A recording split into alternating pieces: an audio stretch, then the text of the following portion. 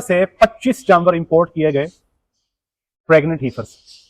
तब दुनिया पाकिस्तान की बहुत अच्छी थी, क्या बात थी जनाब। 5,10,000, 5,15,000 में गाय इंपोर्ट होगी जनाब। कितने में थी? 5,15,000 में। अब 10 लाख की बात हो रही है, डबल हो गया ना। अक्टूबर का महीना चढ़ गया, परेशानी है अरूज पे कि यार ये गब्बन क्यों नहीं हो रही। फी टेस्ट करते हैं जनाब, जानवर जो है वो खाली निकलते हैं, मजा नहीं आ रहा।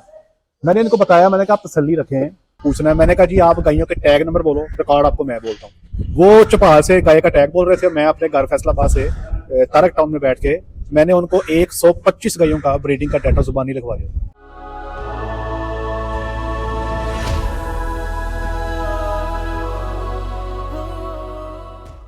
जी बिस्मिल्लाहिर्रहमानिर्रहीम, अस्सलाम वालेकुम रहमतुल्लाहि व बरकातुहू। मेरा नाम है डॉक्टर मोहम्मद मुज़म्मिल हसन। एक नए सेशन के साथ आपकी खिदमत में हाज़िर हैं। तमाम तारीफ़ें अल्लाह पाक के लिए जिसने मुझे आपको पूरी कायनात को बनाया। हमारे साथ मिलकर दुरूद शरीफ पढ़ने, अल्लाहुम्मा सल्ली अला मुहम्मदिन व अला आलि मुहम्मदिन कमा सल्लैता अला इब्राहीम व अला आलि इब्राहीम इन्नका हमीदुम मजीद। अल्लाहुम्मा बारिक अला मुहम्मदिन व अला आलि मुहम्मदिन कमा बारकता अला इब्राहीम व अला आलि इब्राहीम इन्नका हमीदुम मजीद। हाँ जी जनाब, आज आपको अपने फार्म की सैर करवाने जा रहे हैं। तो सबसे पहले मेरी कोशिश होती है कि एक फार्म की मुकम्मल हिस्ट्री जो है आपसे बयान की जाए। देखिए, कोई सेटअप ऐसा नहीं होता जो 100% हो। स्ट्रगलिंग होते हैं, डेवलपिंग होते हैं, प्रोग्रेसिव होते हैं। हम आपको बताएंगे सेटअप को हमारे पास कितना अरसा हो गया, नुकसान में है, फ़ायदे में है, किन मुश्किलात का सामना करना पड़ा, ताकि आप जब फार्मिंग करेंगे अपने इलाके में जाके तो आप ज़हनी तौर पे इसके लिए तैयार रहें। कहाँ कहाँ से गलती आप लोगों ने करनी है, हम लोगों ने यहाँ पे वो गलतियाँ जो की वो आप उससे कैसे बच सकते हैं, उसको प्रॉफिटेबल कैसे कर सकते हैं, और अचीवमेंट्स जो है हमारी वो इन 3 सालों में क्या रही। पीछे रख दीजिएगा, हमारी अचीवमेंट्स क्या रही, वो मुकम्मल स्टोरी सुनाएंगे आपको, ठीक है जी। और फिर इंशाल्लाह आपके सवालात जो हैं उनको एड्रेस करेंगे। फार्म में जानवर आए हैं जनाब अक्टूबर 2021 में, तो आप कह सकते हैं कि फार्म का बाकायदा आगाज जो है वो 2021 में हो गया था। अमेरिका से 25 जानवर इंपोर्ट किए गए, प्रेग्नेंट हीफर्स। तब दुनिया पाकिस्तान की बहुत अच्छी थी, क्या बात थी जनाब। 5,10,000, 5,15,000 में गाय इंपोर्ट होगी जनाब। कितने में थी? 5,15,000 में। अब 10 लाख की बात हो रही है, डबल हो गया ना। तो ये उस जमाने में 25 गायें इंपोर्ट हुई जनाब।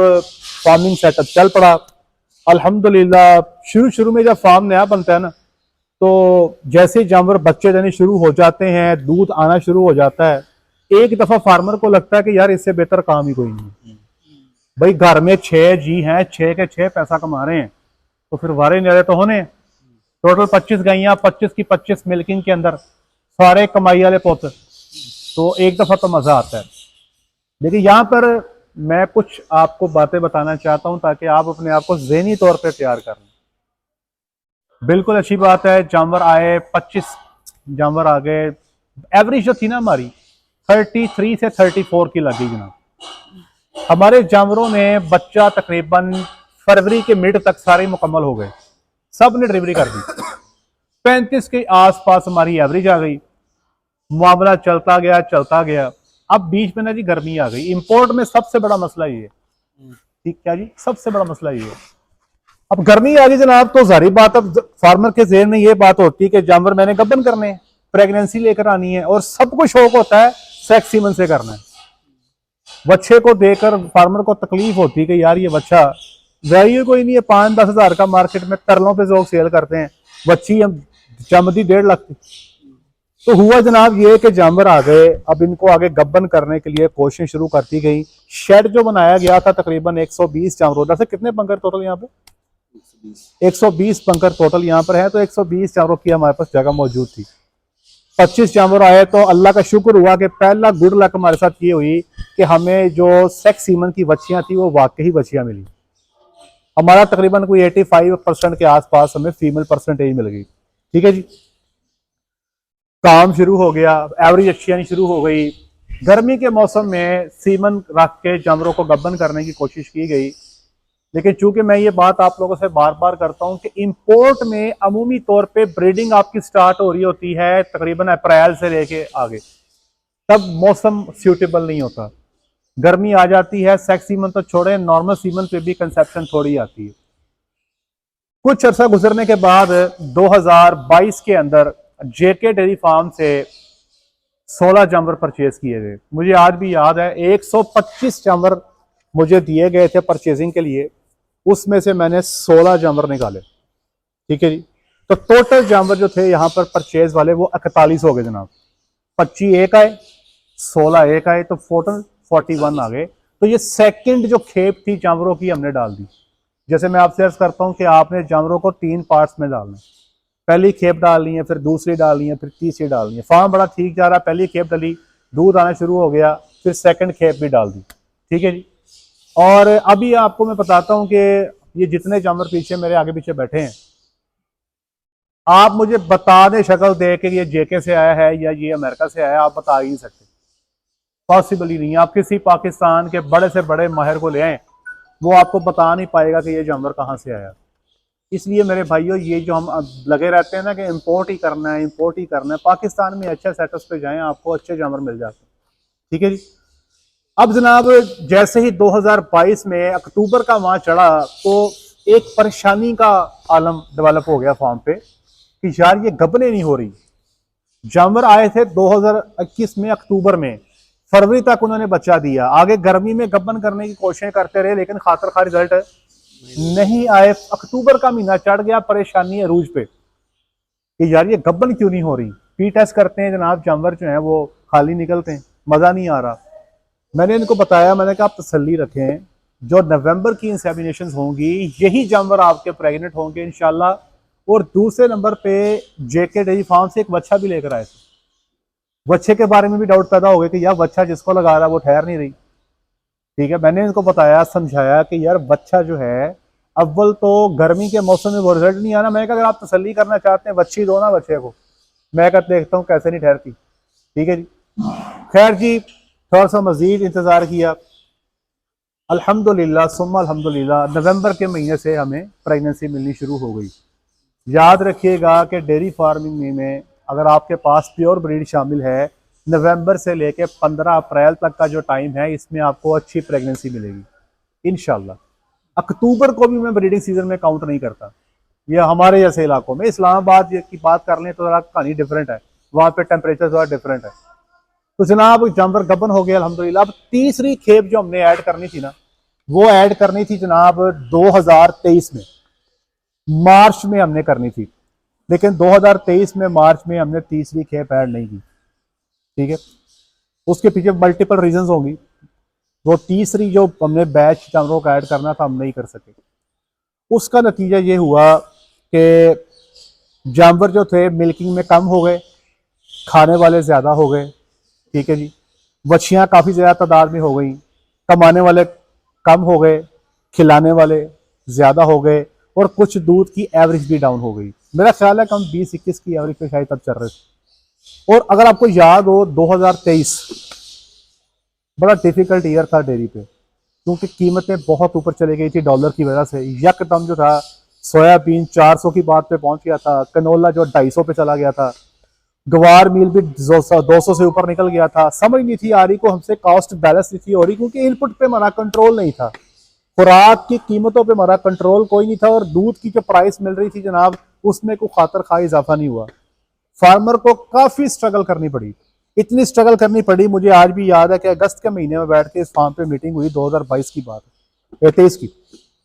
फार्मर ने सोचा कि क्यों ना सेटअप को बंद कर दिया जाए, परेशानी चल रही है, हमें लोगों के पैसे देने हैं, को बात ही समझ नहीं आ रही।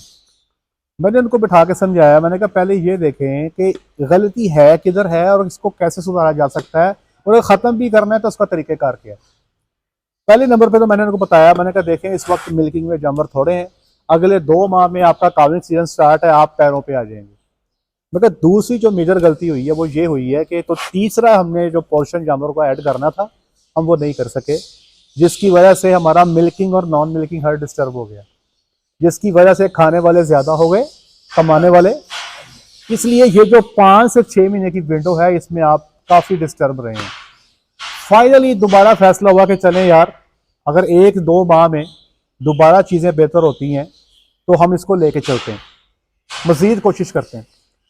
दोबारा कोशिश की गई, अल्लाह की ज़ात का शुक्र है, करने वाली ज़ात है जी अल्लाह की, बंदा कुछ नहीं कर सकता, बंदा कुछ नहीं कर सकता। ये सारी की सारी जो कमाल है ना, ये सारा का सारा फजल है, अल्लाह करते हैं। जनाब अक्टूबर में सूए पड़ने शुरू हुए, सितंबर अक्टूबर में माशाल्लाह फार्म का दूध बढ़ना शुरू हो गया, एवरेज बेहतर होगी, फार्म पैरों पे आ गया। अब फार्म पैरों पे जब एक दफा आ जाता है ना, फिर बंदा आगे सोचता है कि इसको आगे मजीद बेहतर कैसे करना है। फार्म के ऑनर से मुलाकात होती है, सर दे दें, सबको दे दें। फार्म के ऑनर से मुलाकात होती मेरी पिछले साल 2023 में फरवरी के अंदर। हम यहाँ बैठे हैं, गपशप लगा रहे हैं, कहते हैं आप फार्म के मामला से सेटिस्फाइड हैं, रिजल्ट से सेटिस्फाइड हैं। तो मैंने उनको कहा, मैंने कहा जी मैं 100% सेटिस्फाइड नहीं हूँ। उन्होंने कहा जी क्या वजह है, क्यों आप 100% सेटिस्फाइड क्यों नहीं है? मैंने कहा मैं यहाँ पर कुछ चीजें फीडिंग में चेंज करवाना चाहता हूं, लेकिन वो मैं कर नहीं पा रहा।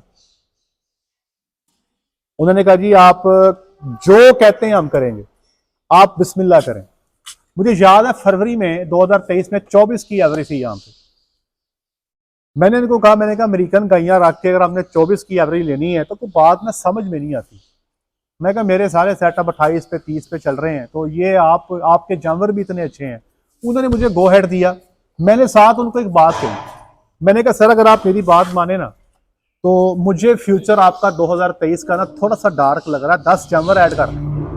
अभी आपका 1100 लीटर दूध है, आप लोगों ने गर्मी में चले जाना 600-700 लीटर पे, तो आपके लिए फार्म के खर्चे निकालना पॉसिबल नहीं होगा। 10 गाइयां ऐड कर लें, 300 लीटर दूध ऐड होगा तो 1000 के आसपास फिरते रहेंगे, खर्चा मर्चा नहीं होगा, तो आप स्टेबल रहेंगे। वक्ती तौर पे फैसला ये हुआ कि डॉक्टर साहब आप फीडिंग में जो तब्दीलियां करवाना चाहते हैं आप करवा दें। तो 10 गायों का जो हमारा प्लान था, वो हमारा भी प्लान था, डॉक्टर साहब ने इंप्लीमेंट करवा दिया जो फीडिंग गाइडलाइंस थी। तो डॉक्टर साहब आपको याद है कि हमारा दूध कितना बड़ा था?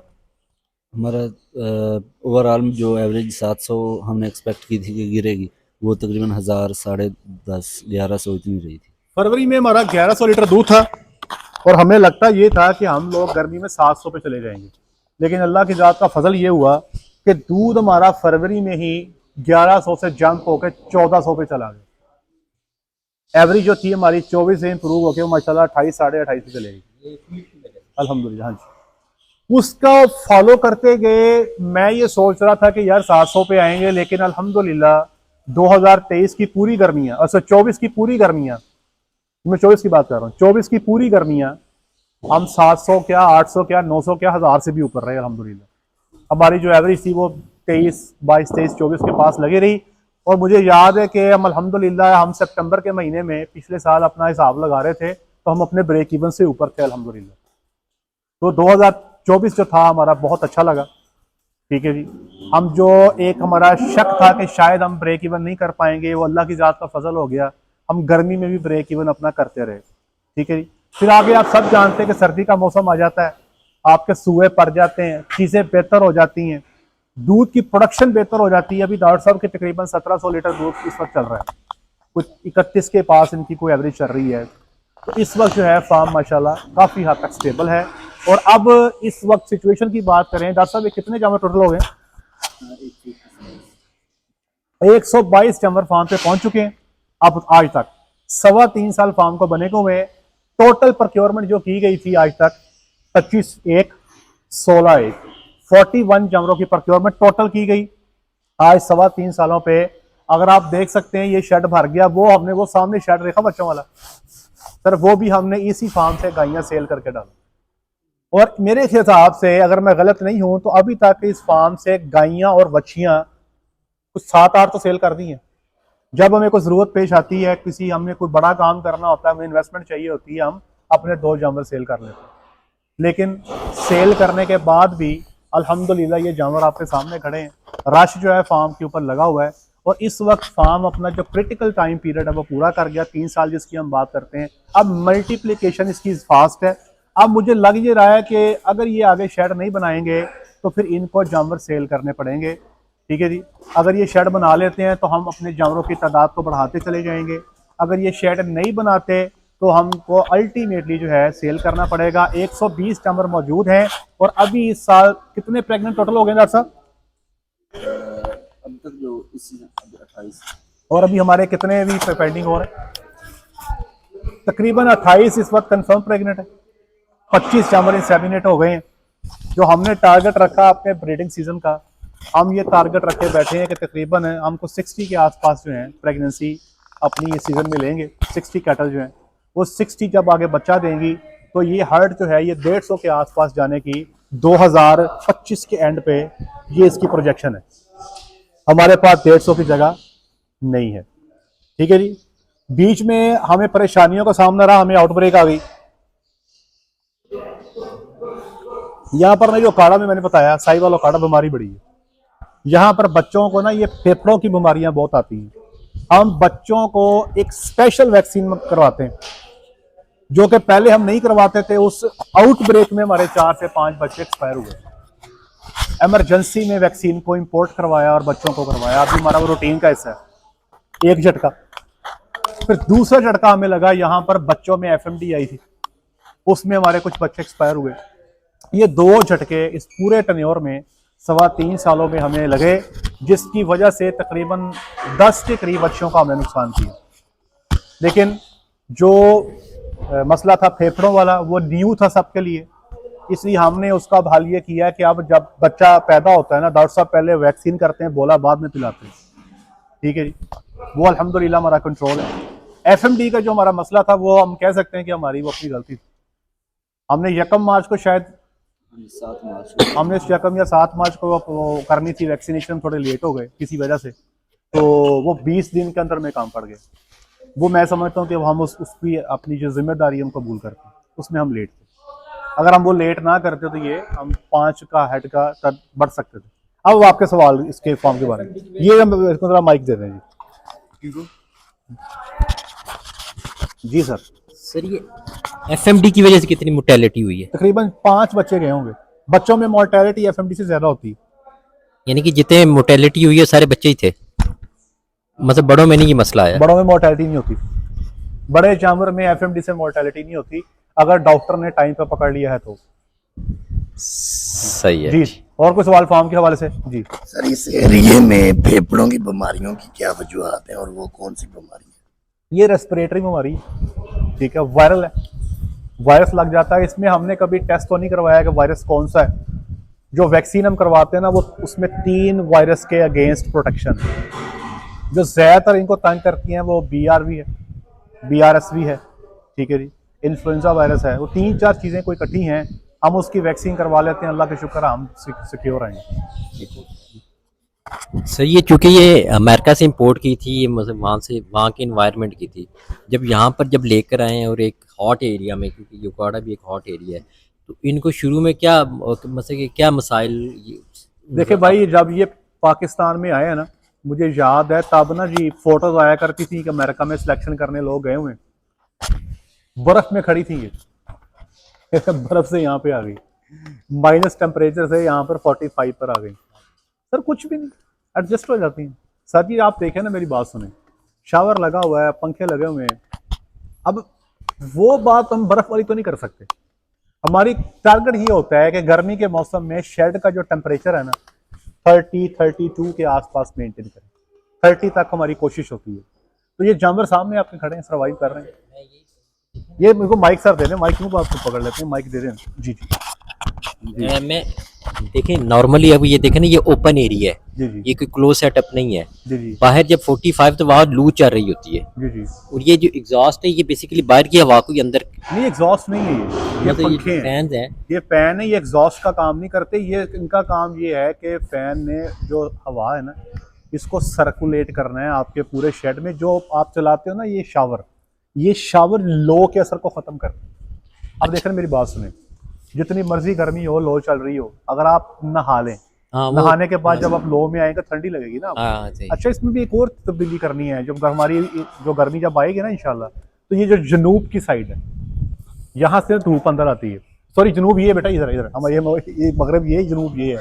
अगर आप देखें ना वो शेड के अंदर धूप आ रही है ना, इस साइड पे जो पूरा एरिया ना इसको हम लगा के ना वो हमारी ग्रीन शीट उससे बंद करें। स्लाइडिंग अगर आप वो लगा लें। वो मैं आपको पूरी इसकी वीडियो शेयर कर दूंगा, मेरे पास पड़ी है। इसको लगा के मुकम्मल तौर पे इसको बंद करेंगे। और आपको मैं एक इंटरेस्टिंग बात बताता हूँ, टेम्परेचर होता है अप्रैल मई जून में ज्यादा 45 50 55 मई तक भी जून चले ये जाता है। ये जुलाई अगस्त सितंबर में टेम्परेचर नीचे आ जाता है। लेकिन इन जानवरों के लिए जो मुश्किल है ना वो ये है जुलाई अगस्त सितंबर। क्यों? ह्यूमिडिटी बढ़ जाती नमी। ह्यूमिडिटी बढ़ जाती इनको ह्यूमिडिटी किल्स कर, इनकी जो बहुत खतरनाक है ह्यूमिडिटी किल्स। 35 टेम्परेचर 100 ह्यूमिडिटी एक तरफ हो गई, है। वही मैं कह रहा हूँ। 50 टेम्परेचर 40 ह्यूमिडिटी, ये संभालना गाय के लिए आसान है। वो इंसानों के लिए भी 50 ऐसे ही है। टेम्परेचर 40 ह्यूमिडिटी पे संभालना आसान है, 35 टेम्परेचर 100 ते सामना गाय वास्ते बहुत औखा है। मुश्किल है। इसलिए लेकिन हमारे चूंकि अब खैर ये हमारा रूटीन का काम हो गया, गायों के साथ लगे रहते हैं। मैं तकरीबन ये 16वां सीजन है गर्मी का, 16th सीजन। तो हम अब इनके आदी हो गए हैं। कुछ मैनेजमेंट बेहतर करते हैं, कुछ फीडिंग स्ट्रैटेजीज करते हैं। लास्ट टाइम डॉक्टर साहब ने क्या किया था गर्मी में, डॉक्टर साहब ने फीडिंग 5 टाइम्स अ डे कर दी थी, दिन में 5 दफा फीडिंग करते थे। ठीक है जी, उसका रिस्पॉन्स हमें बहुत अच्छा मिला।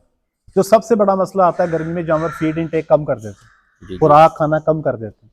तो डॉक्टर साहब को ने जो 5 टाइम की फीडिंग की, उससे अल्हम्दुलिल्लाह जानवरों ने फीड इनटेक कम नहीं किया। हम गर्मी में 24 लीटर की एवरेज से नीचे नहीं आए। तो इससे हमें बहुत एडवांटेज मिला, बहुत फायदा हुआ। 5 दफा दिन में फीडिंग मिल्किंग 3 दफा ही थी। लेकिन ये है ना कि सर जो वंडा भी वो भी गर्म होता है तो नॉर्मल। यार ये किसने का गर्म होता है यार, ये सारा बकवास। ये मिथ है। इट्स देखिए मेरी बात सुने, मैं आपको इंटरेस्टिंग बात सुनाता हूँ। एक गाय जो 40 लीटर दूध देती है, कितना? 40 लीटर।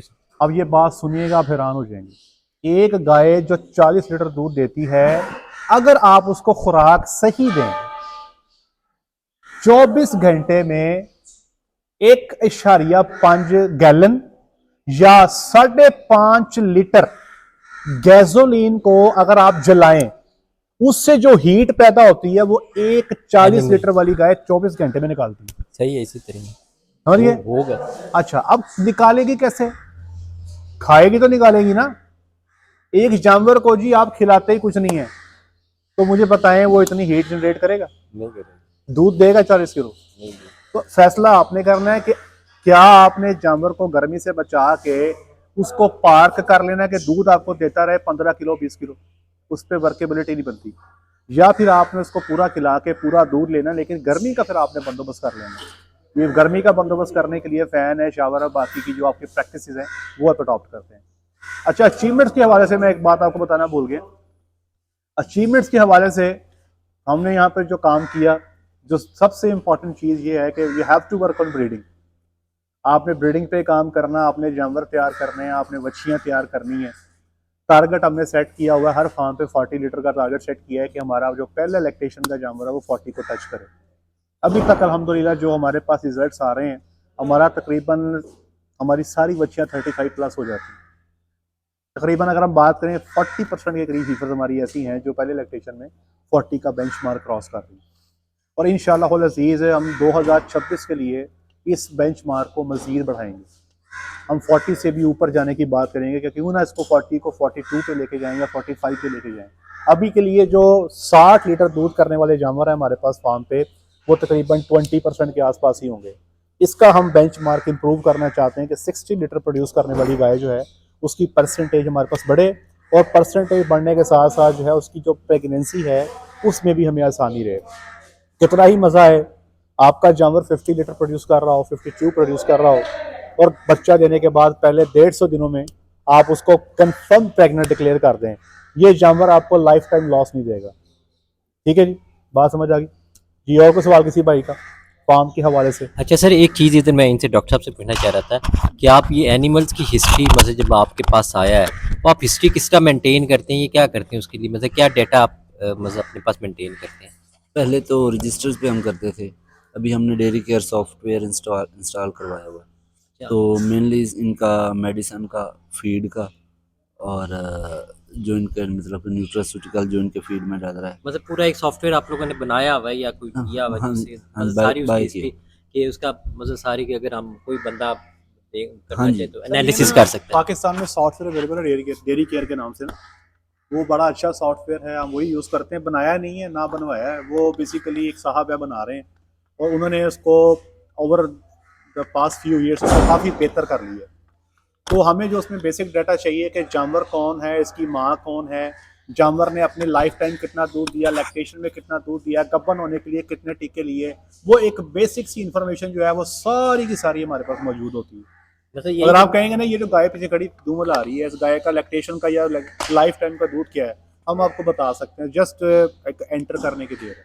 और ये जो सॉफ्टवेयर है ये आप कह लें कि इस आप किसी जगह पे दुनिया में बैठे हैं, अगर आपके पास इंटरनेट की एक्सेस मौजूद है, लॉगिन पासवर्ड है, तो आपको कहीं से भी चेक कर सकते हैं। बस यही मेरा था कि मतलब कि मैं डाटा मेंटेन हो रहा है डे 1 से आगे ऑनवर्ड जो हर चीज़ मौजूद है हमारे पास। अगर आप पूछेंगे इस गाय ने कितना दूध दिया, तो हमारे पास डिटेल मौजूद है। मतलब कितनी दफ़ा बीमारी कौन सी आई उसकी मतलब सर बीमारी का भी हर डाटा मौजूद होता है, हर चीज़। देखें ये होती है आपकी मैनेजमेंट, सही है। ठीक है जी। डॉक्टर साहब चूँकि यहाँ पर 2.5-3 साल तो हो ही गए, ठीक है जी, तो डॉक्टर साहब हर जानवर को बाई फेस जानते हैं।